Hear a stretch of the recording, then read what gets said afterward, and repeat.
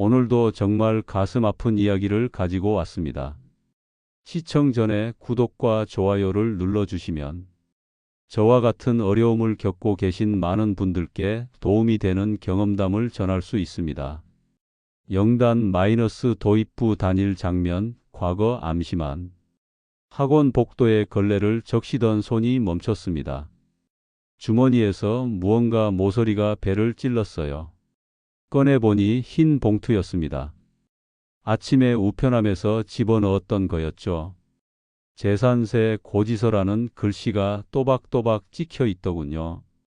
밤 10시가 넘은 시각이었습니다. 학생들은 다 돌아갔고 저만 남아 복도를 닦고 있었어요.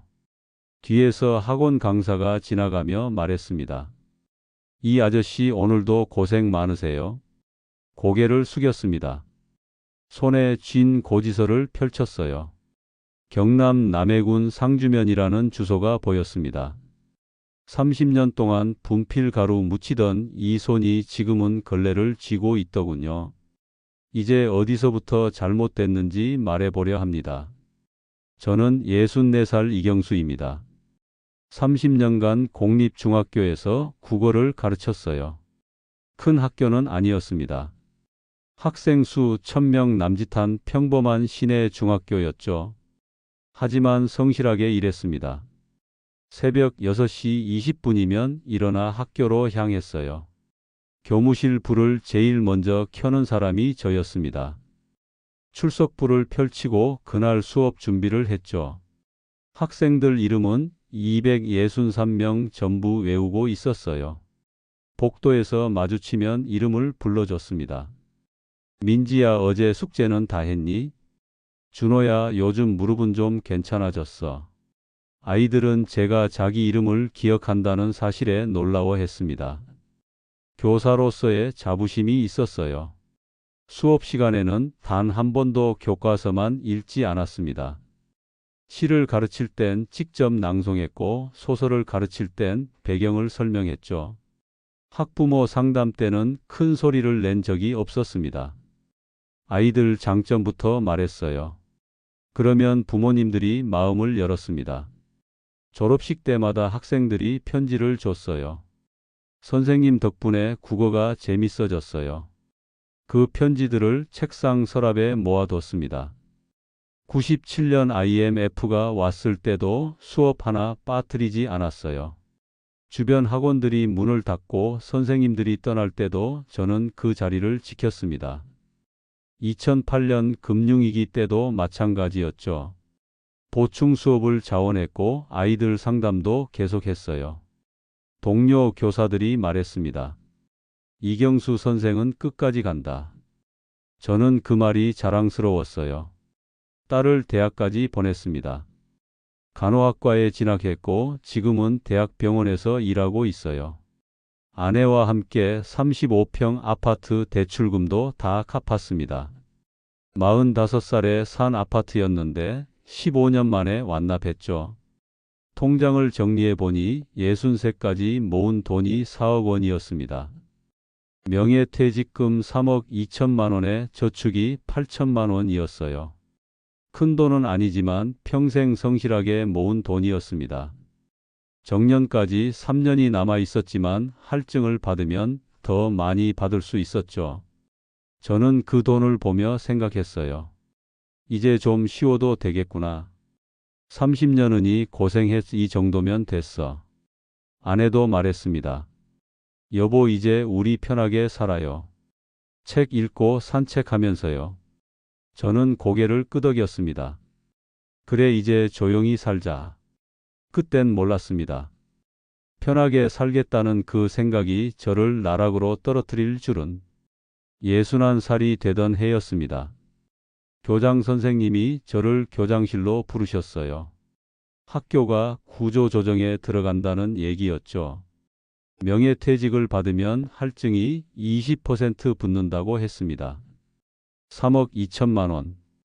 정년까지 3년을 더 버티면 2억 7천이었어요. 뉴스에선 연일 경고가 나왔습니다. 가계부채 최고치 건설사 연쇄부도. 지금 받는 게 나을 수도 있겠다 싶었어요. 그날 밤 유튜브를 켰습니다. 알고리즘이 영상 하나를 띄우더군요. 남해 앞바다에 작은 섬들이 햇빛에 반짝이며 등장했습니다. 자연인의 하루 무인도에서의 자유. 영상 속 사람은 바다에서 물고기를 잡고 책을 읽고 글을 쓰며 자유롭게 살고 있었어요. 댓글엔 부럽다, 나도 저렇게 살고 싶다는 말들이 가득했죠. 저는 생각했습니다. 국어 선생으로 30년을 살았는데 문학적 감수성을 가진 사람에게 어울리는 삶 아닐까? 책 읽고 글 쓰며 조용히 사는 거. 그게 제가 원하던 거였어요. 며칠 뒤 섬 매물 사이트를 찾았습니다. 남해 상주면 작은 섬 3억 원. 사진을 보니 소나무가 우거지고 바위가 있고 물이 맑았어요. 전화를 걸었습니다. 중개업자 목소리가 밝았어요. 선생님, 정말 좋은 곳입니다. 조용하고 풍경도 좋고 투자 가치도 있거든요. 요즘 섬 찾는 분들이 많아서 가격이 계속 오르는 추세예요. 지금 안 사시면 나중엔 못 사십니다. 이틀 뒤 남해로 내려갔습니다. 배를 타고 10분쯤 가니 섬이 보였어요.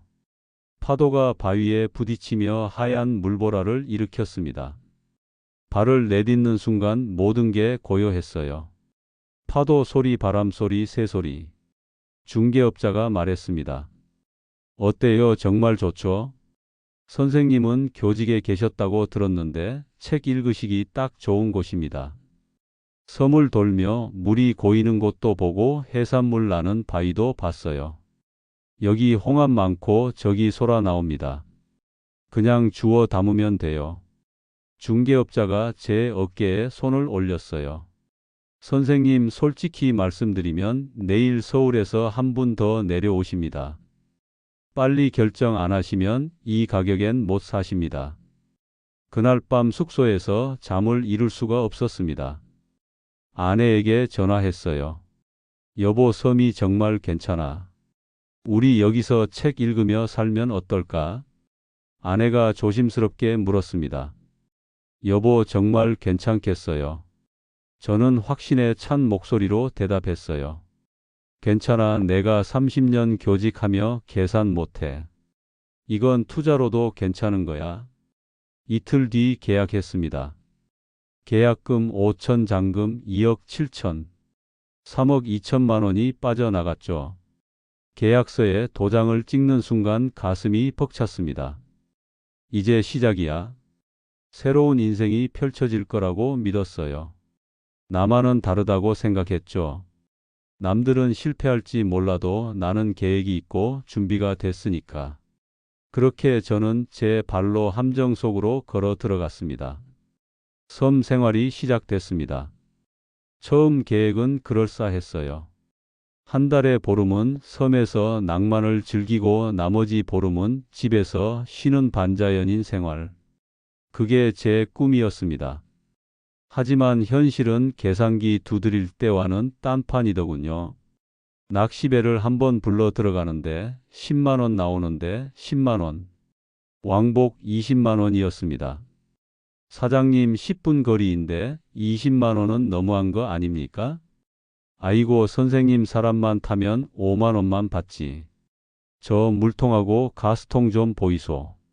저거 싣고 내리느라 허리 다 나갑니다. 짐값은 줘야지. 한 달에 4번만 왔다 갔다 해도 배산만 80만 원이 깨지는 겁니다. 아끼자, 한번 들어가면 뽕을 뽑아야지. 결국 저는 한 달의 보름은 섬에서, 보름은 집에서 지내는 생활을 시작했어요. 생수를 사야 했습니다. 빗물만으로는 부족했거든요. 식량도 필요했죠. 발전기 기름값도 만만치 않았어요. 계산해 보니 한 달에 100만 원이 훌쩍 넘었습니다. 생각보다 많이 나가네. 중얼거렸지만 이게 낭만이지 뭐. 그렇게 스스로를 달랬습니다. SNS에 사진을 올렸어요. 섬 주인이 된 남자, 진짜 자유는 여기 있다. 좋아요가 쏟아졌습니다. 댓글도 달렸죠. 부럽습니다. 저도 언젠가 꼭 저렇게 살고 싶어요. 저는 뿌듯했습니다.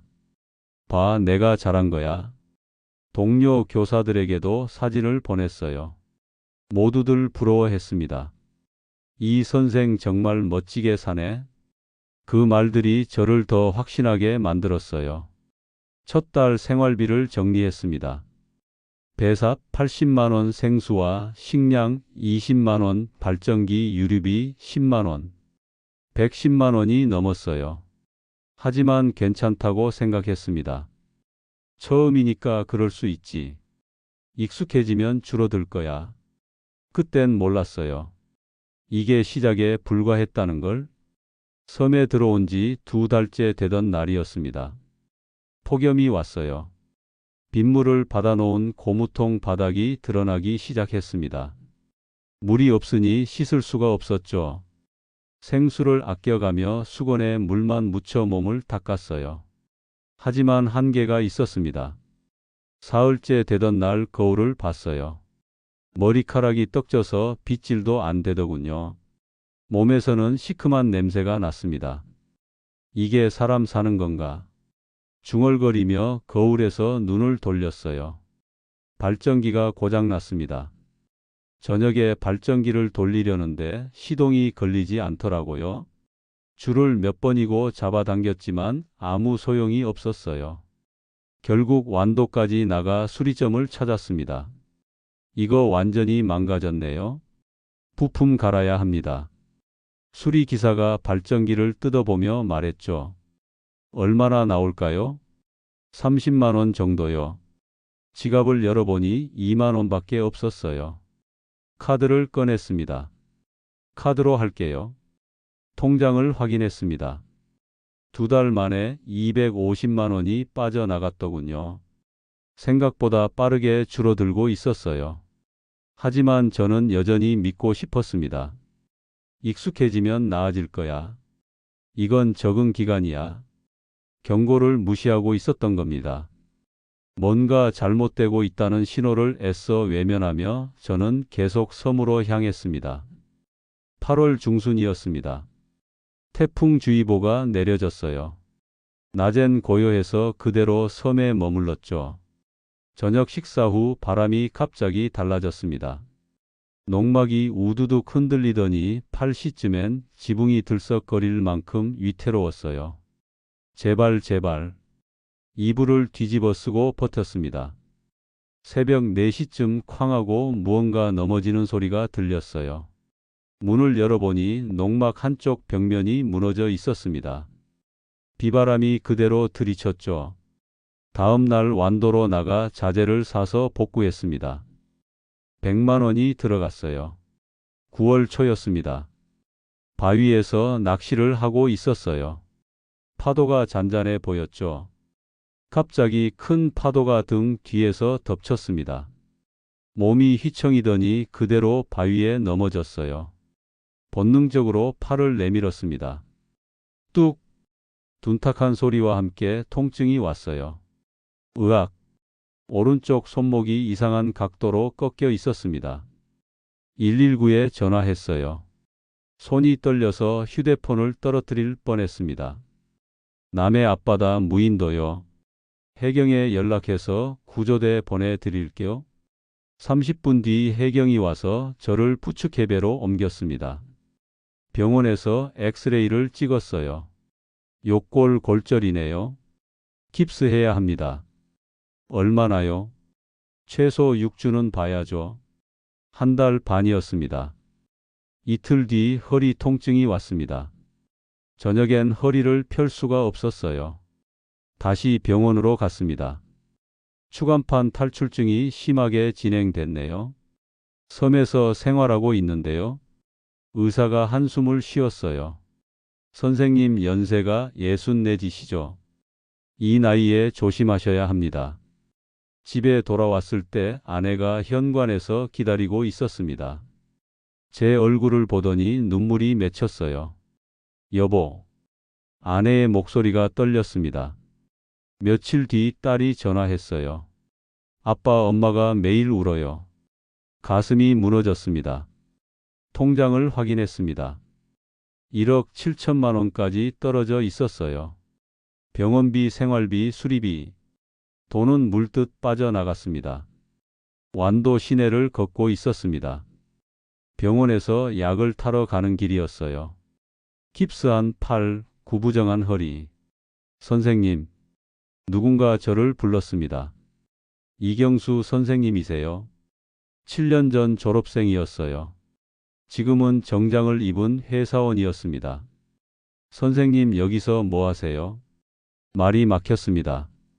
아, 응, 그냥 좀. 제자는 밝게 웃었어요. 저 결혼했어요.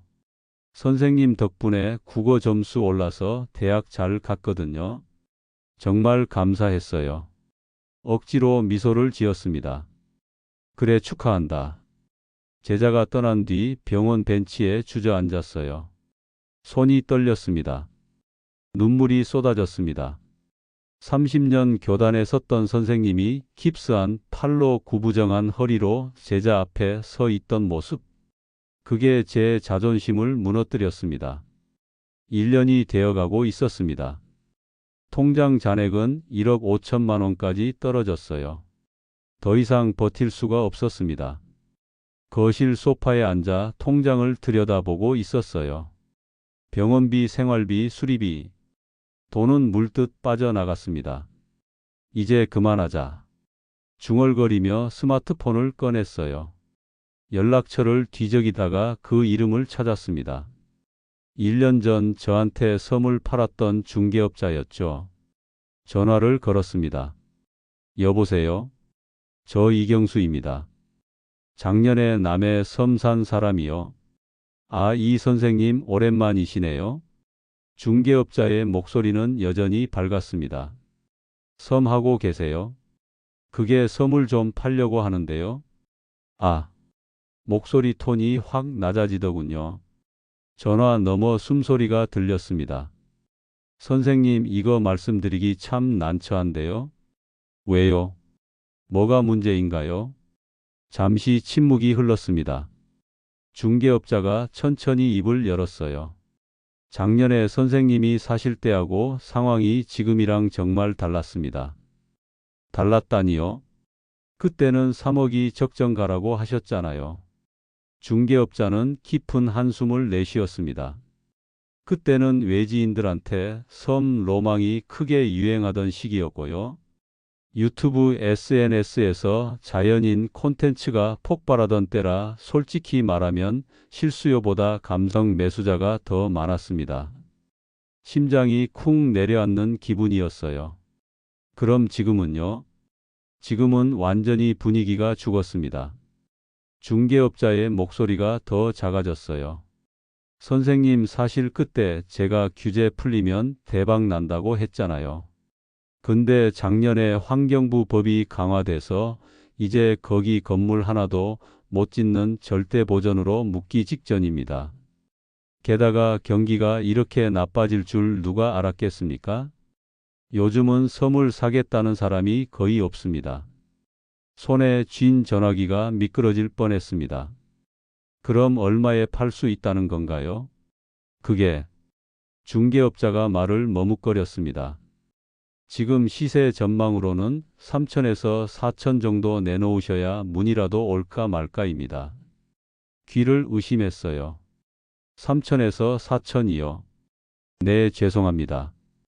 입에서 허탈한 웃음이 새어나왔습니다.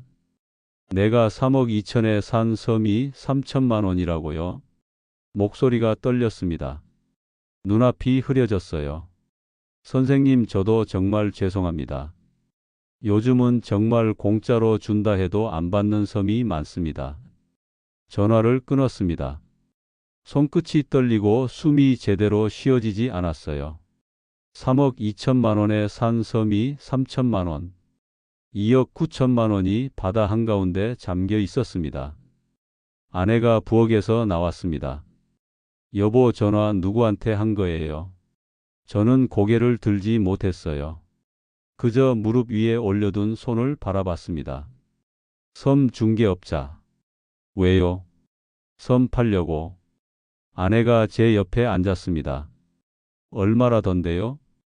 한참을 말이 없었어요. 입이 떨어지지 않았습니다. 3천에서 4천이래. 뭐라고요? 아내의 목소리가 떨렸습니다. 3억 2천 준 섬이 3천이라고요. 저는 천천히 고개를 끄덕였어요. 아내가 제 손을 꼭 잡았습니다. 당신이 찾은 건 자유가 아니었어. 도망칠 곳이었어. 그 말이 가슴을 찔렀습니다. 숨이 멎는 것 같았죠. 30년 성실하게 살아온 삶, 교사로서의 자부심, 아버지로서의 책임감. 모든 게 무너지는 순간이었습니다. 며칠 뒤 딸이 전화했습니다. 아빠 지금 뉴스 봐요. 실업률 최고라고 나오는데 아빠는 어떻게 하려고요? 우리 돈 다 날린 거 아니에요. 딸의 목소리가 울먹였습니다. 저는 아무 대답도 하지 못했어요.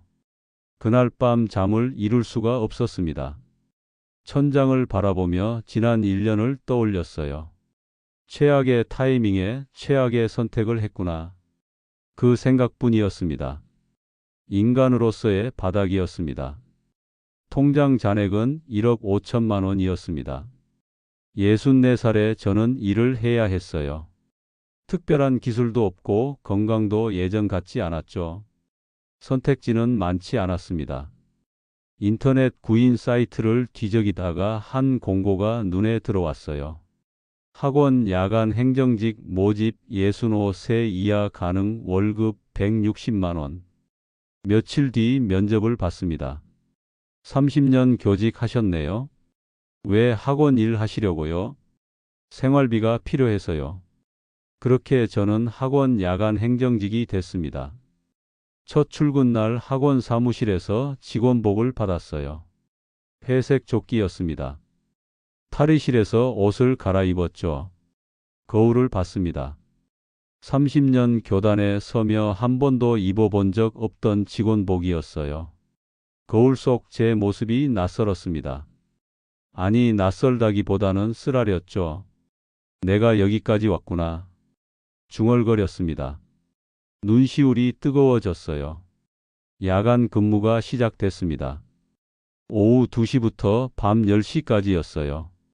학생들 출결 관리하고 전단지 정리하고 복도를 닦았습니다. 밤 10시가 되면 학생들이 하나둘 집으로 돌아갔죠. 저는 남아서 청소를 했어요. 학생들은 저를 선생님이라 부르지 않았습니다.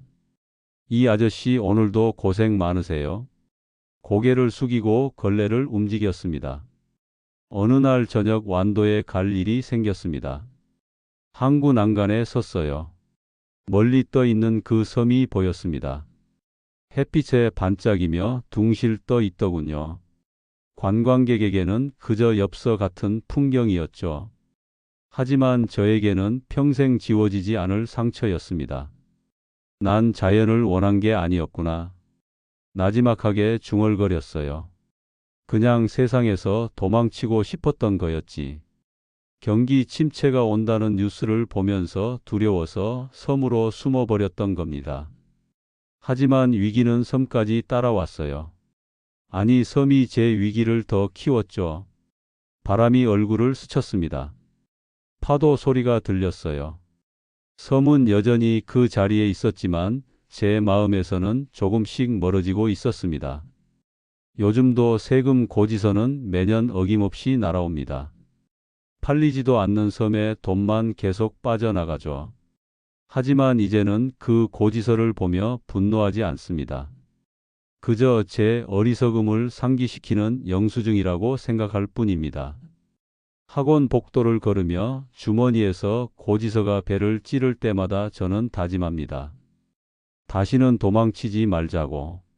제가 드릴 수 있는 말은 하나뿐입니다. 도망칠 곳을 찾지 마십시오. 세상이 어려울수록 발 딛고 서 있어야 합니다. 편하게 살고 싶다는 생각, 낭만적인 삶을 꿈꾸는 마음. 그게 저를 나락으로 떨어뜨렸습니다. 저는 지금도 학원 복도를 닦으며 삽니다. 하지만 적어도 도망치지는 않습니다. 이것이 제가 배운 전부입니다.